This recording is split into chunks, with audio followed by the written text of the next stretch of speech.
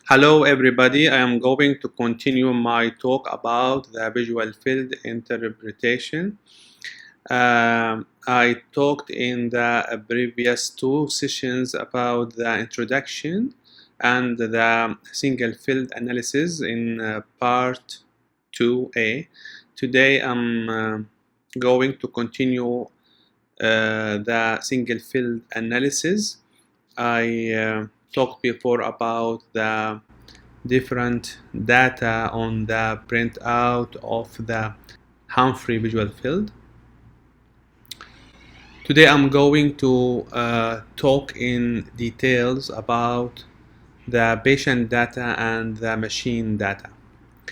This is the printout of the patient data. You can see in this red circle, and the machine data. The patient data, it's very important to enter the date of the birth for the patient, because standard automated visual field machine compare between the patient data and between the same age database incorporated inside the machine. So it's very important to enter the date of the birth. You can see here also, you can see the age of the patient will be, for example, in this printout, 56 years old. Also, you can write the gender, male or female, the patient ID, for example, the file number. Here we can see the side of the test, for example, OS or OD, OS for the left eye, OD for the right eye. Here you can see the type of the test, single field analysis, or for example GPA, guided progression analysis. Now I'm going to talk about the fixation monitor and the fixation target.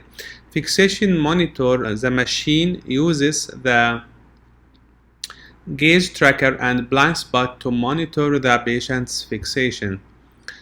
When the machine presents the stimulus at the blind spot, the patient should not see this stimulus. But if the patient presses the button, that means the patient is not fixating on the central target and he is moving his eye. And to know that, we look at the fixation losses value. The gaze tracker, I will talk about the gaze tracker chart in details later during this presentation. The fixation target, there are many fixation targets. The most common one used is the central, which is a yellow light, sometimes you can see green light in the center of the bowl, and a small diamond fixation target. It is located below the central target. This can be used when there is macular degeneration. As you can see in this picture, you can see the central fixation target. You can see below the central fixation target the diamond fixation target. Sometimes the fixation target may be large diamond for patient with central scotoma, or maybe button LED, which require a lower fixation light than the central target. Now the reliable indices, the fixation losses, the false positive errors, the false negative errors. Fixation losses, FL, which is meaning seeing the stimulus when it is projected at the blind spot. The blind spot is a blind area. The patient suppose not seeing anything at this blind spot. Okay, when the patient seeing the target, the stimulus which is projected in the blind spot, that means the patient is not fixating and he is moving his eye.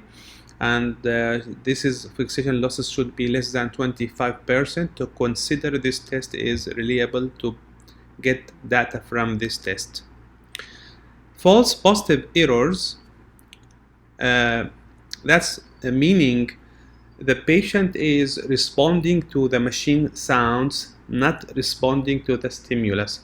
The patient pressing the button regarding to the sound of the machine. We name this phenomenon trigger happy patient, and this is false positive error should be less or up to 15% to consider the test is reliable.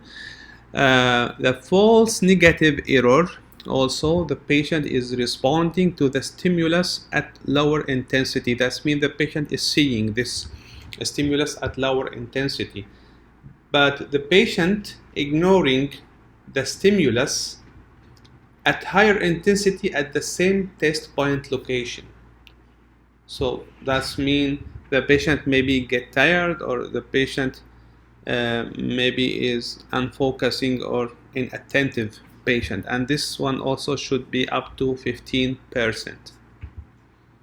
Sometimes in advanced glaucoma, the high false negative error maybe result from the tested point is showing a wide variability in deteriorated visual field. Now, the test duration, we can see here the test time. For example, for this patient is 3 minutes, 34 seconds. And the fovea. The fovea, as we can test the sensitivity of the fovea, you can switch on or switch off. Off, that means we don't test the fovea sensitivity. When it's on, they will give us the number of the sensitivity by decibel. For example, 37, 36, 34, 35 decibel in this area instead of off in case of the fovea is on. Now the stimulus and the background. The stimulus size, there are 5 Goldman size from 0 to 5. We can see in this is photo. We can see also the different sizes, but usually the standard Goldman size that used in Humphrey and also Octopus stimulus size is the size 3. You can see this size. You can see in this photo the comparison between blind spot size and between the standard Goldman 3 size stimulus. Some cases in advanced glaucoma we can use the size 5. This is the size 5, which is large one. In case of advanced glaucoma, to know the status of the macular split. The color of the stimulus is bright white, which is projected against the pale white background. The luminance of the background is 31.5 apostle. That means the intensity or the brightness of the background inside the bowel is 31.5 apostle.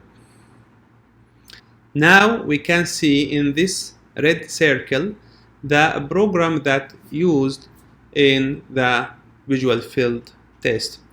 For example, here is Central 24-2 threshold test.